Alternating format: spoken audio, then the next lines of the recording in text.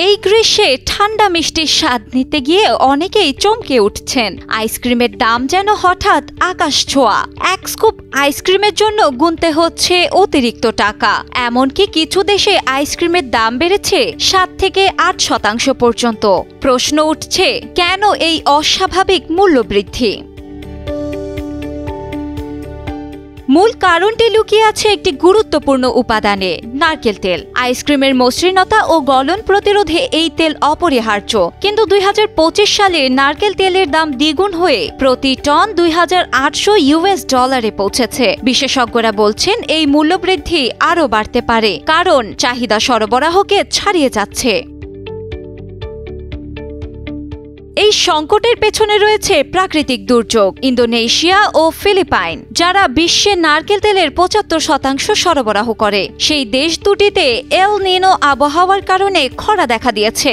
ফলে নারকেল উৎপাদন কমে গেছে, যার প্রভাব পড়েছে তেলের সরবরাহে। যুক্তরাষ্ট্রের কৃষি বিভাগ পূর্বাভাস দিয়েছে 2024-25 মৌসুমে নারকেল তেলের উৎপাদন 5 থেকে 10% কমে 3.6 মিলিয়ন টনে দাঁড়াবে।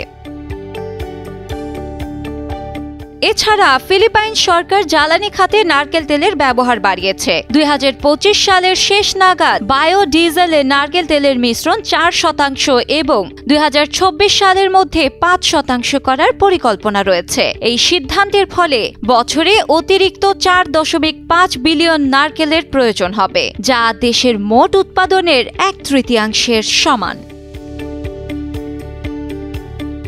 এই পরিস্থিতিতে আইসক্রিম প্রস্তুতকারকরা বিকল্প উপাদান খুঁজছেন, কিন্তু নারকেল তেলের মতো কার্যকর বিকল্প পাওয়া কঠিন। ফলে দাম বাড়ানো ছাড়া তাদের আর উপায় নেই। বিশ্বব্যাপী আইসক্রিম শিল্প, যার বাজার মূল্য 2024 সালে ছিল $81 বিলিয়ন, এখন এই সংকটে নতুন সমাধানের পথ খুঁজছে।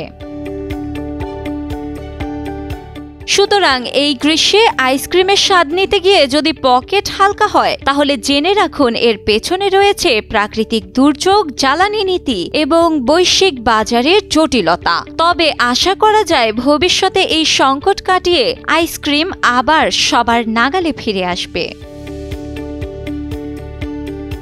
ডেস্ক রিপোর্ট, সময়ের আলো।